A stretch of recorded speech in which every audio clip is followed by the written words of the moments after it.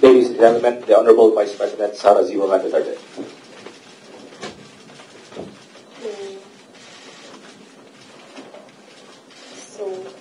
Yes, good morning everyone. Thank you for your time. Ako na lang mag-moderate.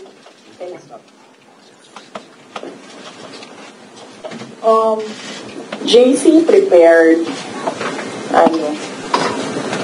bullets. So sabi niya, PBBM's deception, House probe on OVP DepEd budgets, how HOR, budget cuts, Quadcom probe, DSWD referral issue, other political issues, foreign policy, geopolitics.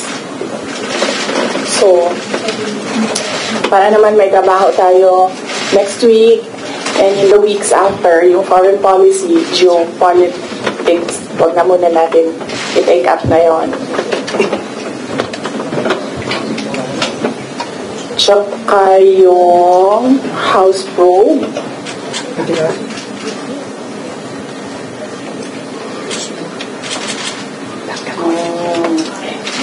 Antayin muna natin yung next House hearing.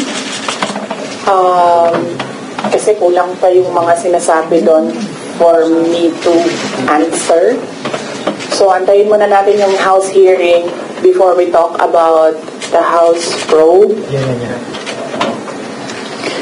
And then sa Quad Committee,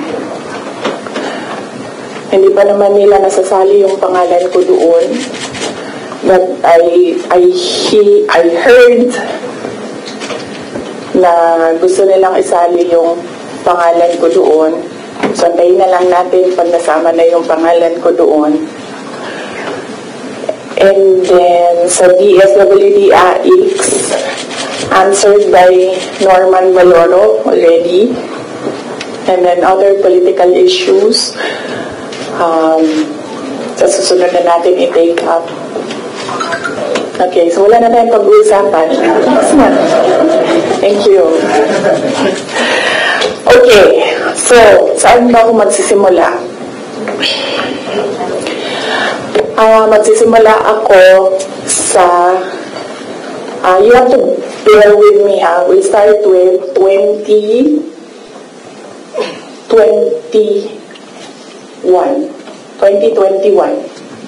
Doon tayo magsisimula sa 2021. So, doon muna tayo kay PRD, then mag-move tayo kay BBM, and then we'll move to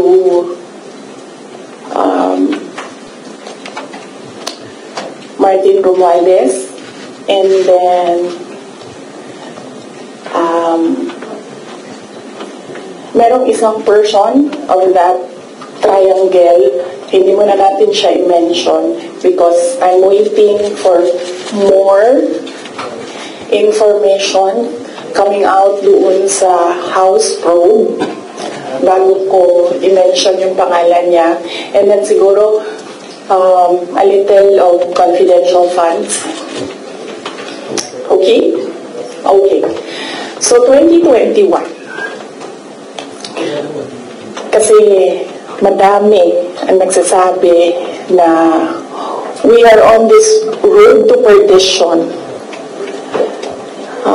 Our country is on this road to perdition because matigas ang ulo ni Inday Sara. Hindi siya nakinig sa tatay niya. Kung nakinig lang siya sa tatay niya, tumakbo siyang president. Hindi mangyayari itong nangyayari sa bansa natin ngayon. Ay, hindi lang yan isang beses na narinig ko, madaming beses. Even kapag pumupunta ako sa mga iba't ibang lugar, diretso ako sinasabihan ng mga tao, hindi ka kasi nakinig sa tatay mo. Or they would say, one time nasabihan ako, it's all your fault.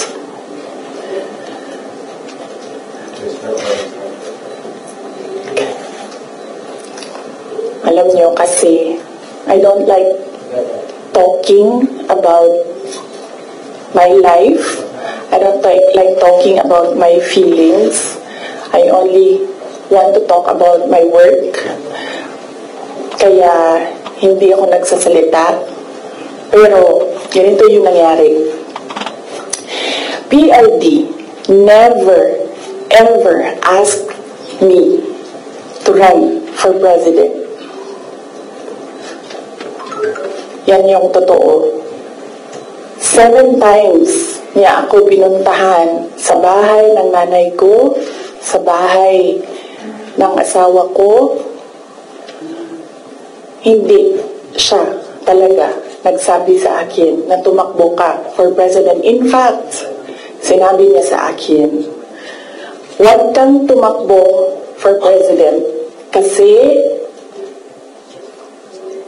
nanggaling ako dyan, mahirap siya na trabaho, anak kita, naaawa ako sa iyo to go through what I had to go through. Yan ang sinabi niya sa akin, paulit-ulit. And sino ang witness ko to say na totoo ang sinasabi ko? Yung nanay ko. Because sa 7 discussions na yon, nandoon ang nanay ko parati. Nakaupo, nakikinig, hindi nagsasalita. There was only one time, one discussion na nagsalita yung nanay ko. Nilagay ko yung nanay ko doon para makinig siya sa aming dalawa ni PRD. So, on the hindsight, maybe ginamitan ako ng reverse psychology ni PRD, hindi ko alam. Siya lang ang nakakaalam kung bakit paulit-ulit niya sinabi sa akin, huwag ka tumakbo for president. Kung magkaroon kayo ng pagkakataon na tanungin niyo siya bakit. Another proof na hindi ako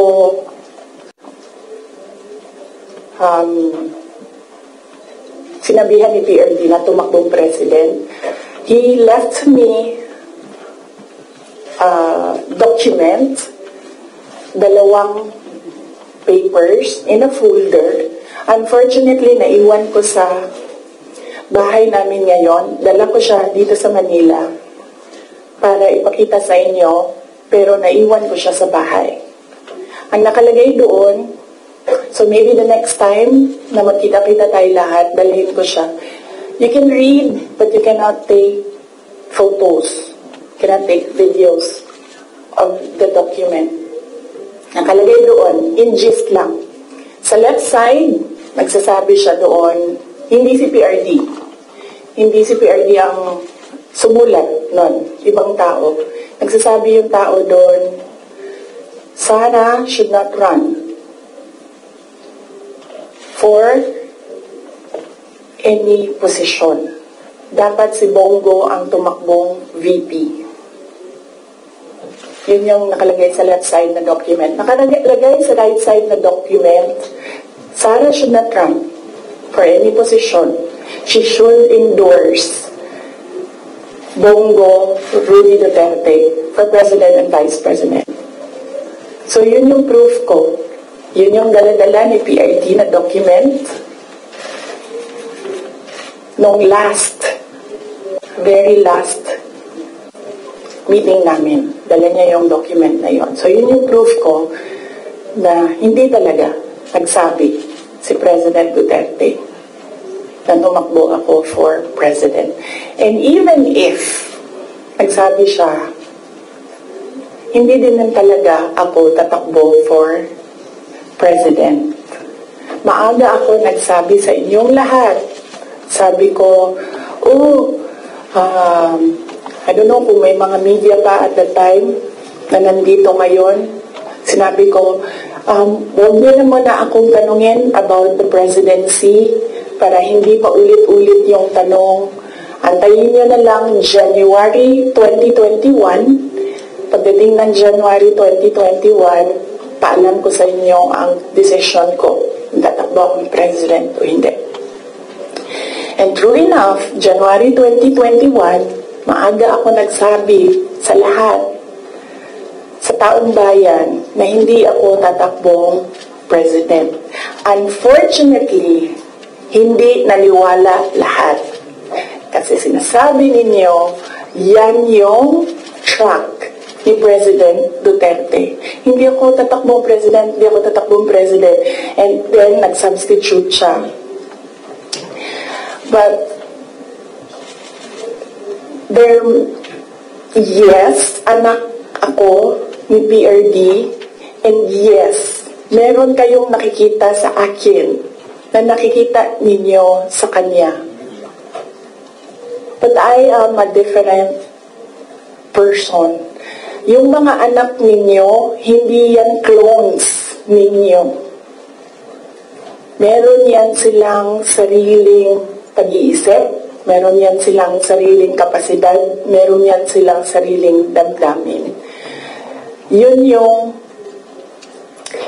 unfortunate part noong announcement ko noong January 2021 na hindi ako tatakbong president. Walang naniwala kasi sinabi nila gagawin lang niya kung ano yung ginawa ng tatay niya.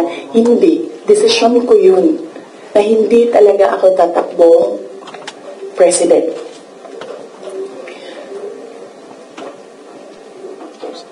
Because at that time, ang gusto ko, at pangarap ng lahat siguro na mayors, maka 3 consecutive terms ka as mayor. Okay. So, klaro na yon. May questions doon? Yes, ma'am. Sino po yung nagsulat doon sa folder? Unsigned siya, walang pangalan, and I think sinadya nila na wag lagyan ng pangalan yung 2 letters kasi it was really a Sara bashing document. It did not say anything nice about me. So, I think sinadya nila na hindi sabihin sa akin kung sino yung sumulat ng 2 documents. How did you feel, ma'am? How did you feel po when you seen those documents? Wala naman akong problema sa sarili ko. Alam ko kung anong kakayahan ko, alam ko kung anong kapasidad ko, alam ko kung ano yung kaya kong gawin. So, kung ano man yung sabihin nila, nung 2 tao na yon, hindi siya makaka-apekto sa akin. Merong, yes, yun. Sige. Good morning, Michael of Reuters. Ma'am, why are you telling all these details to us now? What's the context?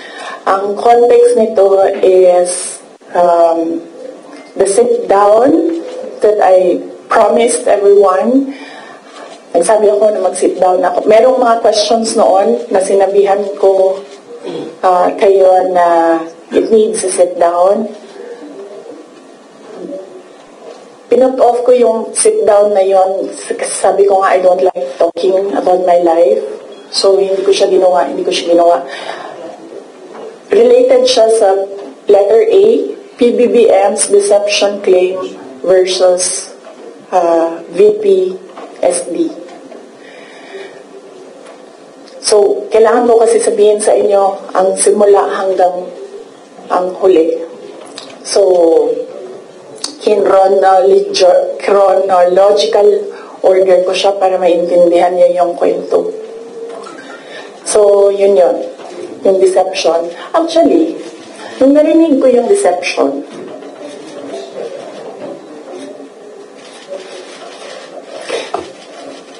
naisip ko pa, hindi ko na siya sasagutin. Kasi, for the love of God, presidente ka na. Importante pa ba yung nararamdaman mo? Di ba kapag presidente ka, hindi na importante yung pagod mo, yung luha mo, yung fatigue mo, yung stress mo. Hindi na siya importante. Because when you are president, importante dyan yung nararamdaman ng taong bayan. Yung bansa. Yun yung naisip ko when I heard it na parang talagang may panahon ka mag-isip about deception ng isang babae dyan. Ang dami mong oras. Hindi ba dapat iniisip mo na yung mga taong gutom? Yung presyo ng gasolina? Yung darating na Christmas, kung sino yung maka-afford ng spaghetti, ng mango float, ng mga importante sa Noche Buena, ng mga bahay-bahay? Di ba yun yung... So may panahon ka talaga na mag-isip na, oh, this girl. So, inisip ko, hindi ko nasasagutin. Sandali lang hindi ako nagko-cocaine, pero sobrang lamig niya na yung sipon, sir, mangyayang tissue.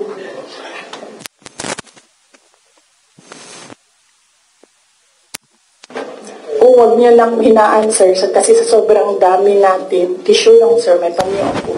Ayun yung panyo. Only off, sir, kasi sa sobrang dami natin, mamamatay tayo dito pag walang aircon. Kasi hindi iikot yung hangin. Okay. Hindi ako umiiyak. Hindi ako nag-cocaine. Malamig yung aircon. Okay. So yun. Hindi ko na siya sasagutin. Kasi naman, hindi naman siya mahalaga sa bayan. Pakialam natin sa kung anong nararamdaman ng President at Vice President, di ba? Ako gani, sabi ni Saya pa, dawat-dawat raman na. Di ba? Dawat-dawat raman. Ako, ginatira ko nila kada adlaw. I am a subject of a Mega Millions PR attack. I am a subject of a House Committee hearing. Pero hindi na importante yung nararamdaman ko dyan. Ang mahalaga, matuloy namin sa Office of the Vice President kung ano yung sinabi namin na gagawin namin. Diba? So, I don't understand why we're talking about feelings. So, hindi ko na siya sasagutin. And then, sabi ng mga tiga Davao, nandun ako sa Davao nung lumabas niyang deception na yan. And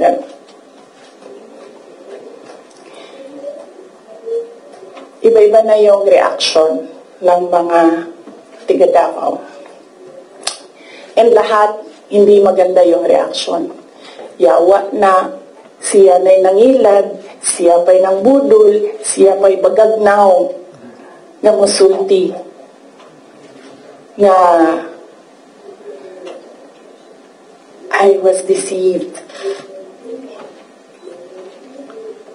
So I thought, well, I will not talk for myself, but I will talk for all the Filipinos na ang nararamdaman nila ay hindi nabalik ang justice ng boto nila.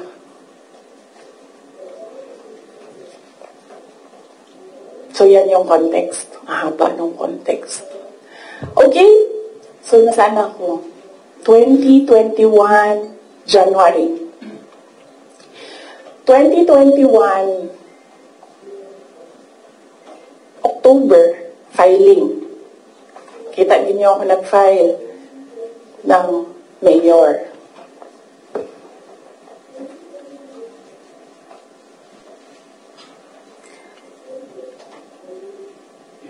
Mayor talaga yung tatakbuhan ko.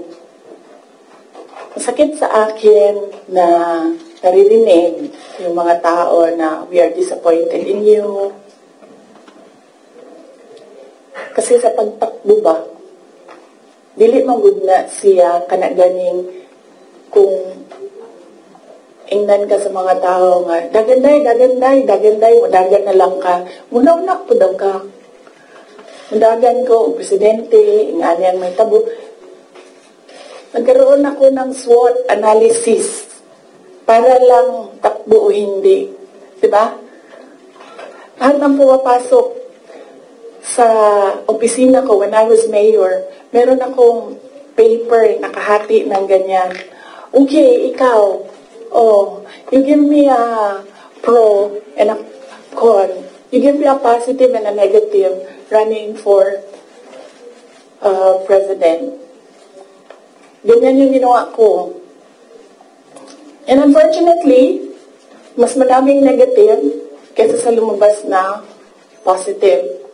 And honestly, sa totoo lang, sabihin ko sa inyo, ang number 1 doon na positive, ganito lang. Ganito kasimple. Pangarap ko, magkaroon ng effigy na sinusunog. Totoo yan.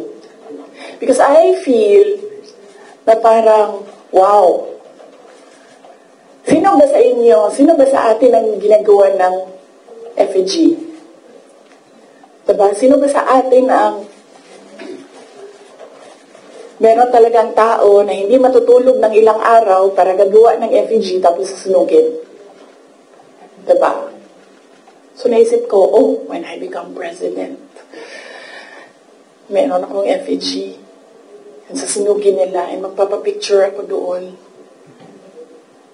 Kasi hindi lahat ng tao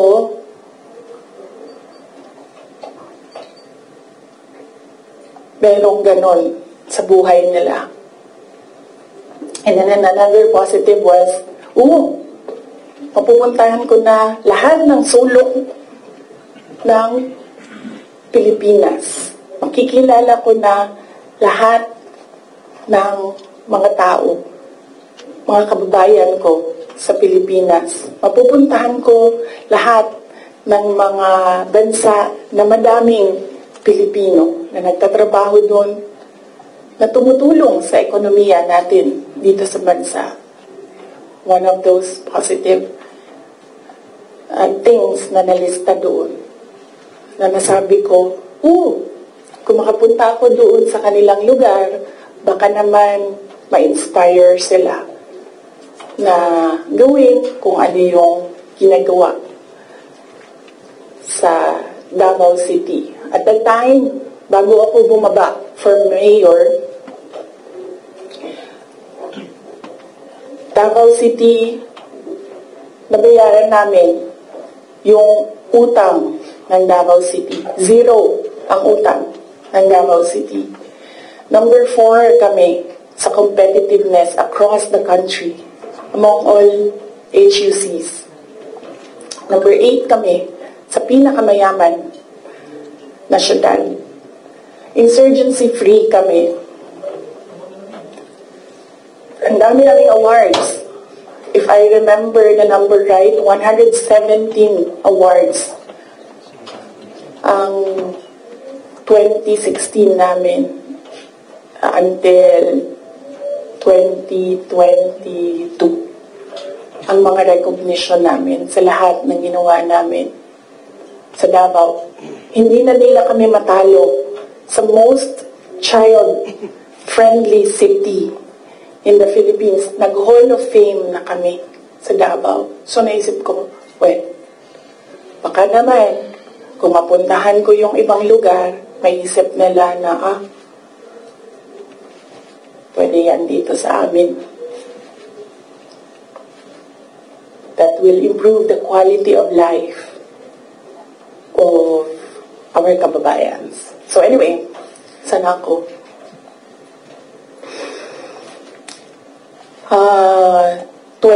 October, nag-file ako. Pagdating ng late October, after deadline ng filing, tumawag sa akin si Senator Amy Marcos. Sabi niya sa akin, pwede ka ba tumakbong Vice President? Sabi ko sa kanya, alam mo, hindi ko pa narinig, ever, na sinabi sa akin na tumakbo akong Vice President.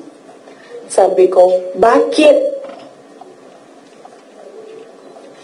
mo ako nire-request ngayon na tumakbong Vice President? And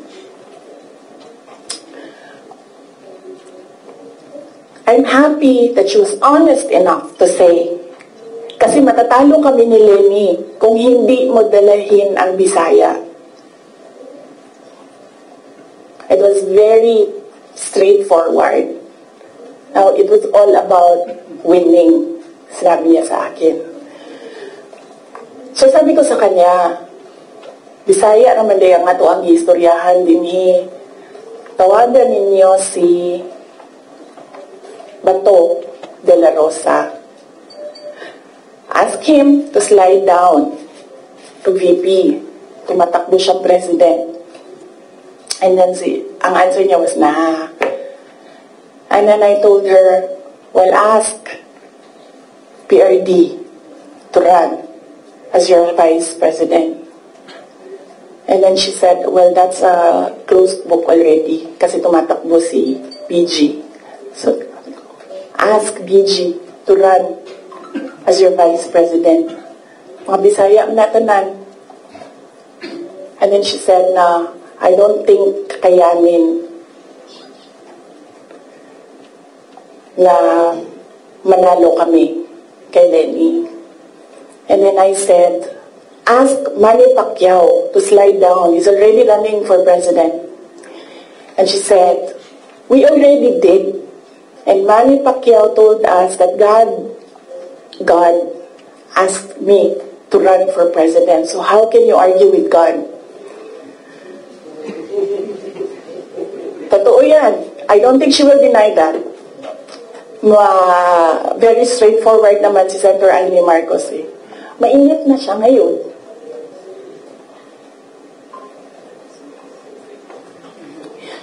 So, I said, sabi ko, it's never been talked about. I need to talk to my family and I need to see kung mananalo ba ako for Vice President. Because I've never seen my numbers as Vice President. And then she said, okay, let's talk about it. And then, early November, nandun ako sa Cebu. Pumunta ko sa Cebu, nakita niyo yun, diba? For an event. And, nandoon din sila. Hindi ko alam kung bakit sila. When I say sila, si BBM at si Senator Amy. And nag-request sila ng pag-usap din. So sabi ko, okay, mag-usap tayo. Nagkita kami sa bahay ni Martin Romualdez. Kasi gusto umeksena ni Martin Romualdez, gawa siya ng party-party ko noon na birthday. And then pag-upo ko doon sa, I think you see the pictures. Umupo ako sa couch, tabi ko si BBM. Sinabihan ko siya, huwag ka maniwala sa kanila. Huwag ka maniwala sa mga taong nagsasabi sa iyo na tatakbo akong president. Hindi ako tatakbong president, sinabi ko na yan. Sabi niya, yes, I know. Sinabi mo na rin yan noong pumunta kami during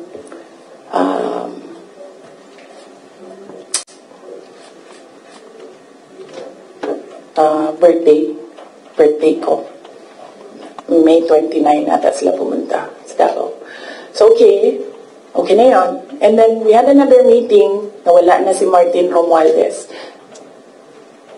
Because, hindi naman talaga siya kasali. Sinisiksik lang niya yung sarili niya. Totoo yan. Ito yan. Papunta tayo kay Martin mamaya. Gusto nyo? Tawag sa kanya ng mga kasamahan niya doon sa house, Tambi!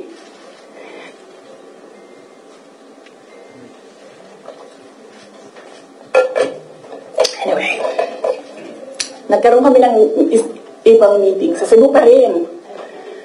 Face to face. Ako, si BBM, Senator Amy, and one other person. He's a private citizen, hindi ako nagpaalam sa kanya na sasabihin ko na nandoon siya. So may isang tao pa doon. Who can say that this really happened? So sabi ko, again, I've not seen my numbers. Kung mananalo ako. Sabi ko, okay lang sa akin tumakbong Vice President. Sabi ko, number one, siguro ma-reduce konti ang disappointment ng mga tao sa hindi ko pagtakbong President. I think may intindihan na nila. And ito na lang yung i-offer ko sa kanila mag-Vice President ako. Number two, madaming big ticket projects. Si PRD, sa build at that time, na gusto ko sana makita na magawa para sa bayan. Kasi hindi natapos. Kasi kulang nga talaga ang 6 years. So sa ngayon, magte-third year na tayo, wala pa tayong nakikita na big ticket projects, di ba? For 2028, huwag na kayong mag-expect na meron kayong makita. Kasi it takes more than 6 years to prepare for a big ticket project. So sabi ko, and sinabi ko sa sarili ko, bata pa naman ako, hindi naman ako nagmamadali, wala naman akong papupuntahan. And naisip ko, I cannot do anything more for Davao City. Number 4 na kami. Naisip ko, I don't think kaya ko siya i-elevate to number 3, number 2, number 1. Hanggang dun lang yung kaya ko gawin. So, ibibigay ko sa iba, maybe they have more ideas, more innovation para mapagawa nilang number 3 ang Davao sa buong Pilipinas. So, I said, okay, I need to see my numbers. Sabi nila, okay, we can do a quick and dirty survey.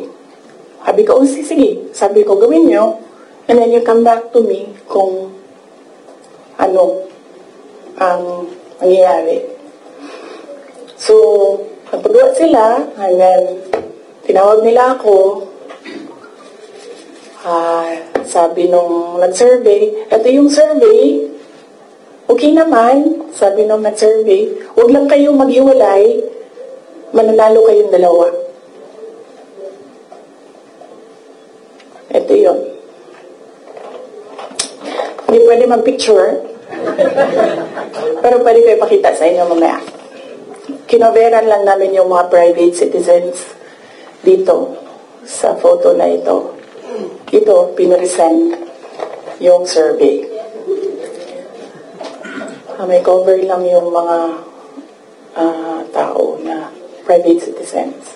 Ang nandito, Senator Amy, Governor Claude Bautista, Congressman Claude Bautista, former Mayor Luigi Quisumbing, Attorney Vic Rodriguez, Inday Sara,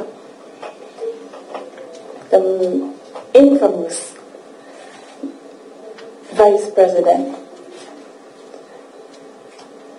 BBM Sandro Marcos. Pwede niyo tingnan mamaya, bawal magpicture ha. Okay. So sabi ko, okay, balikan ko kayo, kausapin ko pamilya ko. Kinausap ko, mama ko. Kinausap ko yung dalawa kong kapatid, si Paulo at si Baste. Umupo kaming 4. Sabi ko, takbo akong Vice President, ito yung mga rason. Sabihin niyo sa akin, bakit hindi ako tumakbong Vice President? Wala mo sila sinabi. Ang sinabi lang ng mga kapatid ko, anong matulong namin sa iyo. And then sabi ng nanay ko, okay, sige. And then, sumulat ako ng letter, in-address ko kay PRD. Sinabihan ko yung kapatid ko, si Baste, kinausap ko siya. Sabi ko sa kanya, kaya mo ba ang bang gawing number 3 itong Davao City? Kaya mo bang saluhin?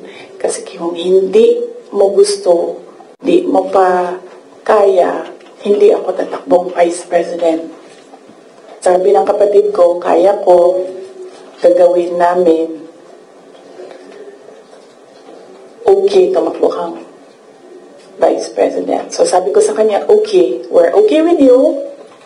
Pakidala nitong sulat kay PRD. Sabi ng Baste, ginanon doon ni PRD, and then ginanon niya. And then he said, now, wala na akong masasabi. Diyan. So,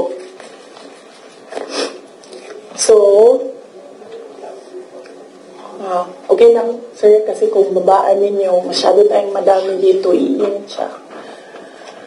So,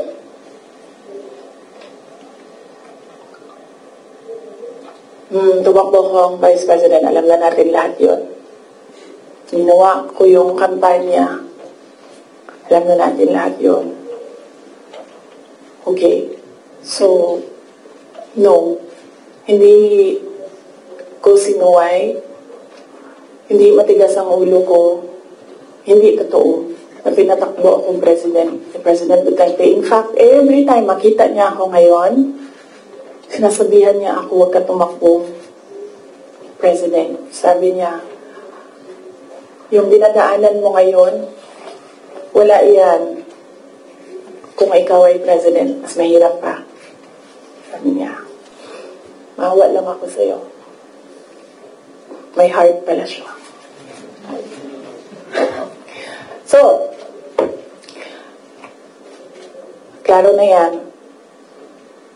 Hindi ko kasalanan that we are on this road to hell. Hindi ko kasalanan kung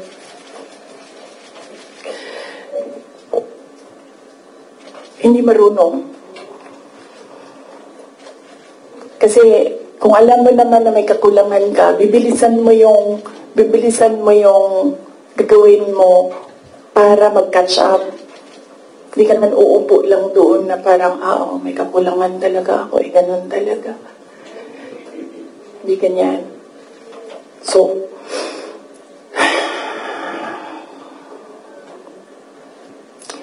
that's that. And then, ito na kami ni Mr. Deception.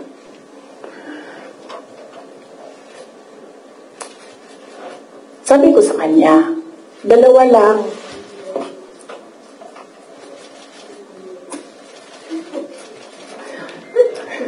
Para pantay. Dalawa lang. Sabi ko, dalawa lang. Ang request ko sa iyo, if you win, dalawa lang ang request ko sa iyo. And I think, I requested this na one-on-one kami online. Pero, meron akong nabasa somewhere na merong nakikinig sa side niya. Kasi nag-post yung taong yon. Pero yun yung request ko at the time. Kami lang dalawa. Sabi ko sa kanya, pag nanalo ka, dalawa ang hingin ko sa'yo. Unang-una, yung trabaho ko. I want to work sa security sector. Kasi there will never be development kung hindi solid ang security backbone mo. Hindi ko sinabi sa kanya yan. Pero, dinanong niya ako, bakit Department of National Defense? Sabi ko sa kanya, kasi karamihan naman ng problema ng insurgency, ng terrorism, nandyan yan sa Mindanao. Kinalakihan ko yan, naiintindihan ko siya. In fact, nung bumaba ako, insurgency-free na ang Davao City. So, naiintindihan ko siya. Yan yung gusto ko na trabaho. He said, readily, he said yes. And then, ang isa, sinabi ko sa kanya, itong trabaho na ito, maiiwanan ko yung mga anak ko. Naiintindihan ko yan. Handa ako dyan. Pero humihingi lang ako ng tulong sa iyo na suportahan mo yung air travel ko. Kasi maiiwan yung mga anak ko, and gusto ko lang na pag kailangan nila ako, makakauwi ako sa kanila. Kasi itong mga bata na ito, lumaki sila sa akin. Since birth, hanggang nag-decide sila na hindi na sila tatabi sa akin sa tulog. Nasa akin sila gabi-gabi. Except pag wala ako sa bahay dahil sa trabaho. So, pag sa bata kasi, hindi naman niya maintindihan na, oh anak, I have to consecrate myself into the service of the nation. Hindi mo naman pwede sabihin sa bata, yun yung maiintindihan yun. So sinabi ko sa kanya, supportahan mo lang yung air travel ko because I need to go home to my children. Kasi kahit na Vice President ako, gusto ko pa rin na maalala nila na nandyan yung nanay nila dahil sa loob ng bahay. Hindi naman Vice President tingin sa akin ng mga anak ko. Just plain, Mama, may kailangan ako. Mama, may problema ako. Sabi niya, yes. Dalawa lang yun. Sabi niya, yes. In fairness, hindi siya yung nag-umindi sa DND. Hindi totoo yan na hindi binigay sa akin. Binigay yan. Nung nanalo na, sinabi ko na ito dati, ulitin ko lang. Nung nanalo na kami, nakita ko yung boto. And then I realized, sabi ko, gagawin talaga ng mga tao na ipaaway kami para masira yung partnership. Yun talaga ang gagawin. Lalong-lalo na ng mga yellow, ng mga liberal. Kasi yun yung gusto nila. So sabi ko, they will exploit this. And dahil nasa DND ako, araw-araw ako pagdududahan, anong ginagawa ng babaeng yan dyan? Saan na iyahan ginabuhat? Asam na siya gaadto. Planning ako dita. Planning to overthrow the government. Kasi DND yan. Hawak mo ang military. So sabi ko sa sarili ko, ayaw ko na magtrabaho ng ganun. Na araw-araw ka pinag-iisipan na meron kang gawin.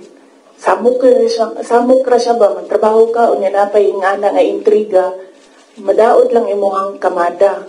So inong ko, sabi ko sa kanya, pwede ba ako lumipat sa education? Kasi 3 naman yung plataforma ko. Mapayapang pamumuhay, trabaho, edukasyon. So sabi ko, pwede ako lumipat ng DepEd. Sinabi ko din sa kanya kung bakit. Ayaw ko na intrigahin ako. And then he said yes. So napunta ako sa DepEd. And then the other one, sabi ko, supportan mo yung air travel ko. Sabi ko, di na nangyari yun. Pinilit namin, hindi na natupad yun. Isang beses sinabihan ko siya. Sabi ko, pwede ba sabihan mo yung 250? Kasi ako ang priority. Hindi ikaw. Kasi yan yung usapan natin. Kasi naiintindihan mo, di ba? Na meron akong maliliit na anak. Kasi sinabi siya, do I have to tell them? A semi-British accent.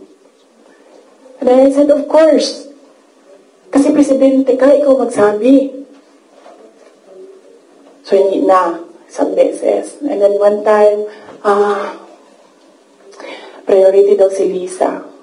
Hindi ko alam kung anong trabaho niya para sa bayan na ito. And then one time, priority daw si ganyan. So, I said, okay. This is,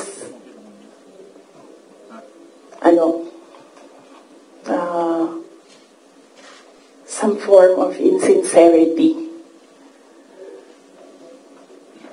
Okay, wala namang problema yan. Maliit na bagay lang yan kasi akin. Problema ko lang naman yan. Hindi man yung problema ng bayan. Problema pa ng bayan, paano ako babiyahe. Hindi naman. So, maliit na bagay. Ako na gagawa ng paraan para ako maging nanay. Hindi na ninyo problema yan. Maliit na bagay lang yan. Okay. So, that was that. That was personal sa aming dalawa. And then, dito na tayo sa DepEd. Alam niyo na yon, diba? Sinabi ko na sa inyo. Ang budget ng DepEd. Question? Yes, ma'am. You said 4 around 11:14 a.m. Hindi ko kasalanan na we're in this road to hell. Hindi ko kasalanan na hindi marunong. You did not finish your sentence, ma'am. Can you elaborate po? Hindi marunong maging presidente ang nakaupo. Kasalanan ko ba yun? Hindi. Ba sinasabi ng mga tao, kasalanan mo kasi hindi ka tumakbo, ikaw sana yung presidente, hindi siya. But then I said, maaga ako nagsabi na hindi ako tatakbo for president. May madaming mga negative doon sa listahan. Okay. So,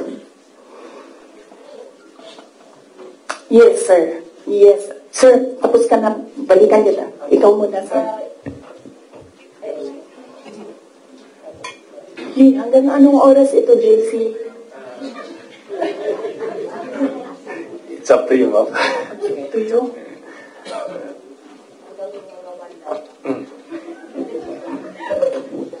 Okay. Madam VP, with all this revelation that, ayun nga, meron kayong mga request kay President Bongbong Marcos in case he wins, which is he won. And of course, yung conversation yung with Senator Amy Marcos. Ngayon ba, do you regret teaming up with President Ferdinand Marcos during the 2022 elections? Alam mo, inisip ko yan. Naisip ko na yan. And then naisip ko kasi, ganito. Sila yung tumatakbo, di ba? Tumakbo si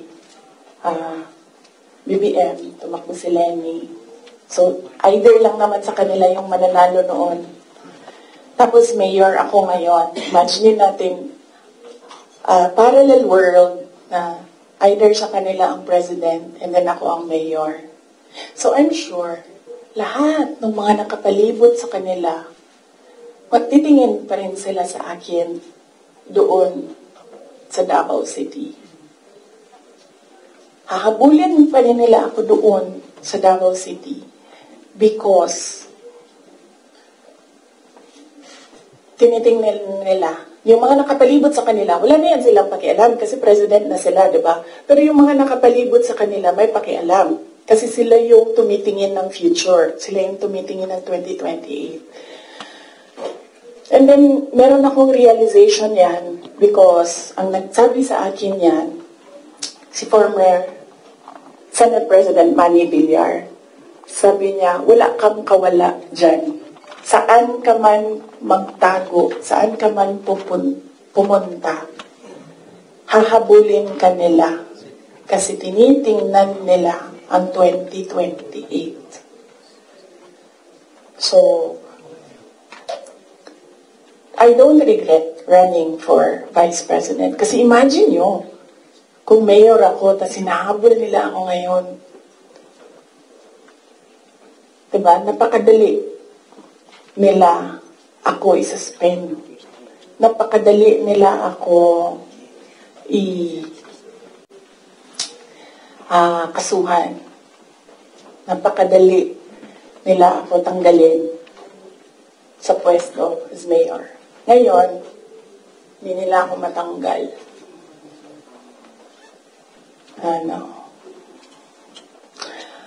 They can drag me to hell. Pagdating nila dun, ako pa rin yung presidente ng impyerno.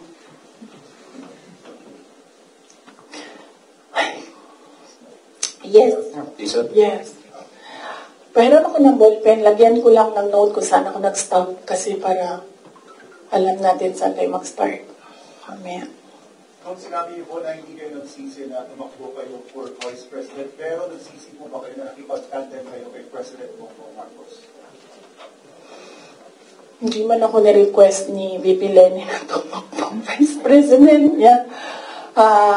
No, hindi ko pinagsisihan yung pagtakbo ko as Vice President. And hindi ko din pinagsisihan na makipagtandem ako sa kanya. I'm sure merong rason ng Diyos kung bakit ako nilagay dito sa upuan na ito, sa ilalim ng seal na yan. Para rin siguro sa kanya, para kay BBM, or para sa bayan, hindi ko alam kung anong rason ng Diyos. Sometimes, or all the time, hindi natin nakikita ang rason ng Diyos. Nakukonect na lang natin siya kapag meron lang ibang nangyari sa buhay natin. Siguro, yun yung rason para, ganito, gawin ko, bullshitin ko sila ng bullshitin. Bullshit kayong lahat.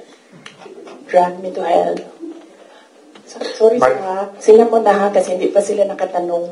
Ma'am, good morning, VP.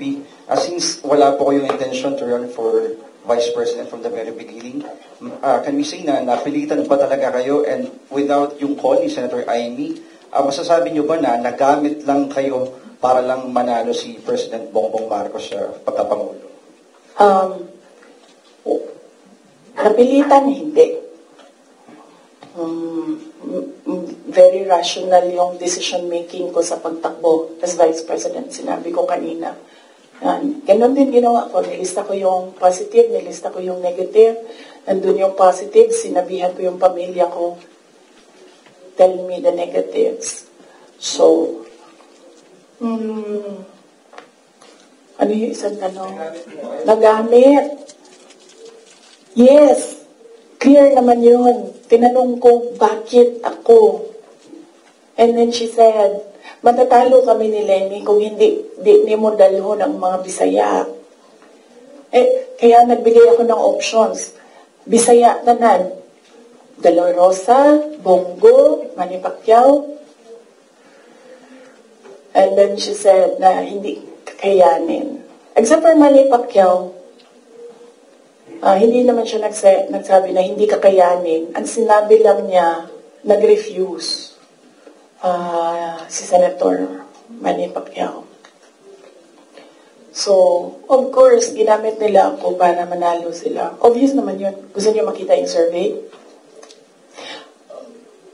Hindi ko siya dala. Pero next time dalhin ko, and then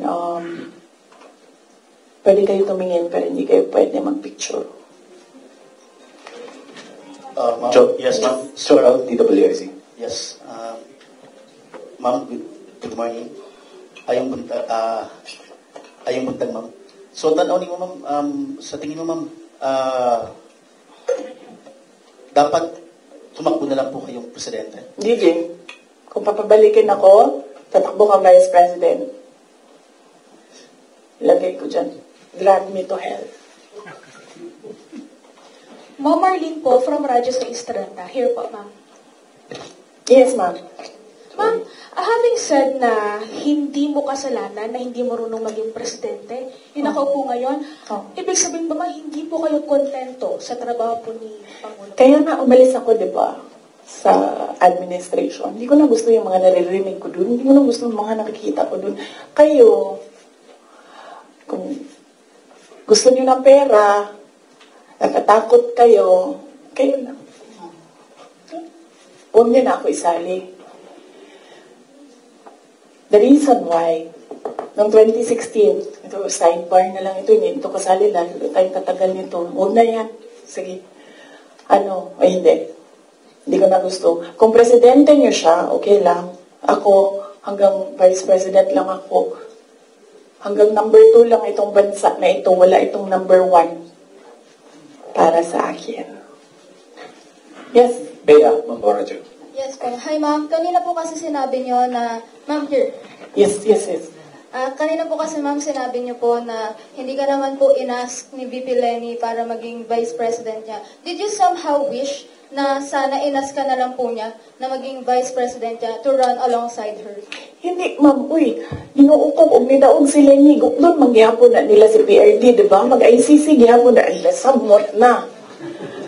si Trillanes o si Lenny, magkauman man na sila. So kung presidente si Lenny, ilahag hapon ng ICC. Alam niyo ba bakit hindi umuusad yung ICC? Kwento ko sa inyo next time. Masyado na kayong madaming material, pwede natin i-cut ito. Rep Mendoza. Ma'am, sorry ma'am.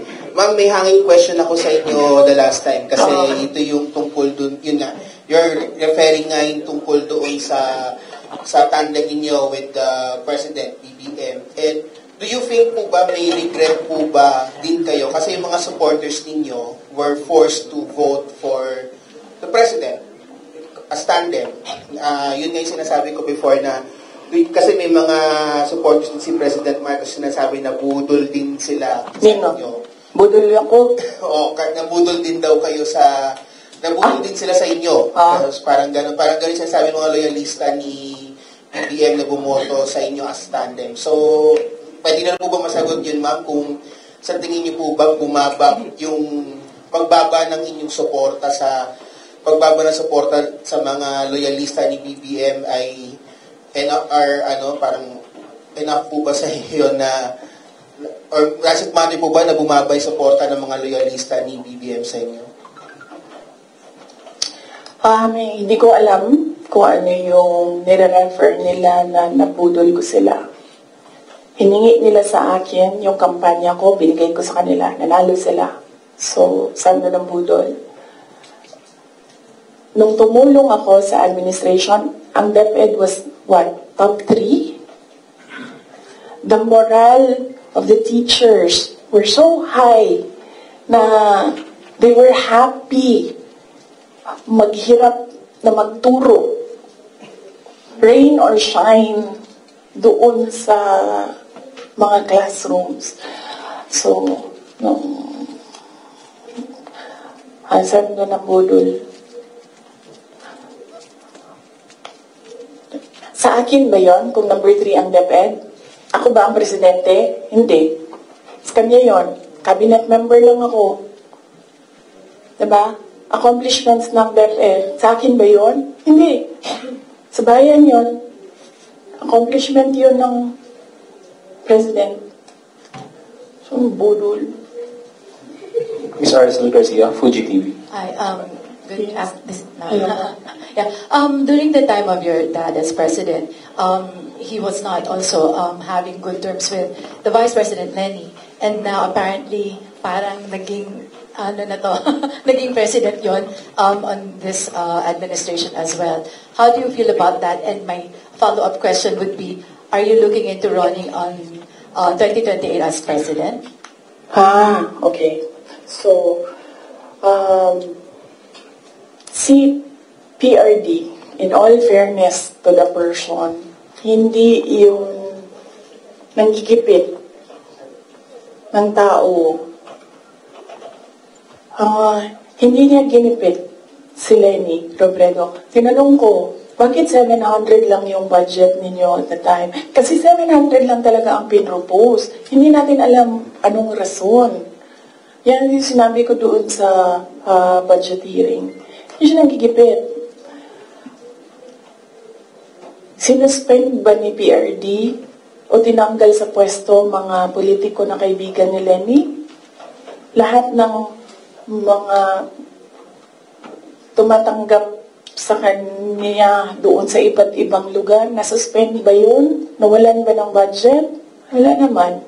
I don't remember anyone ever complaining na naalis sila sa pwesto kasi kaibigan nila si Lenny Robredo. Wala.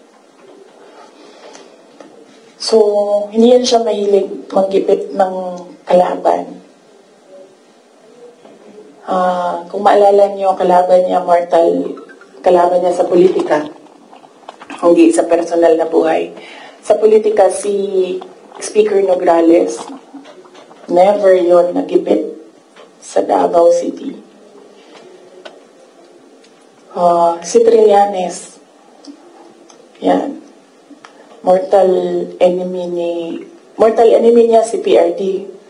Si PRD thinks nothing of him. Pero,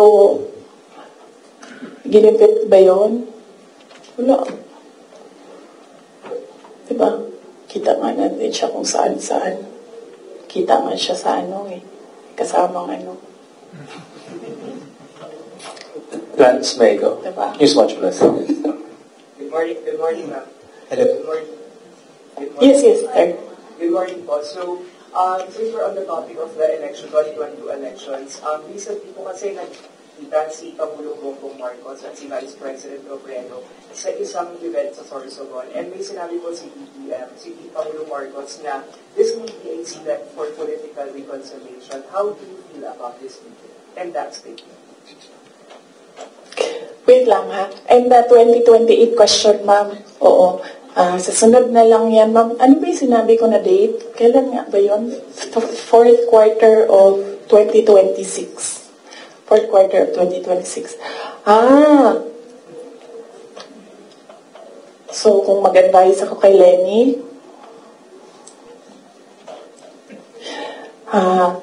Ma'am Lenny, manood ka ng aking sit down. Yan lang. Wait, hindi ko na ituloy ito. Hello, good morning po, Sir Edison. Madam Vice President. Ang Papa niyo po ang naggawa ng desisyon against all Filipinos na may libing si Marcos Sr. sa libigan ng mga bayani. Ano na po nangyari?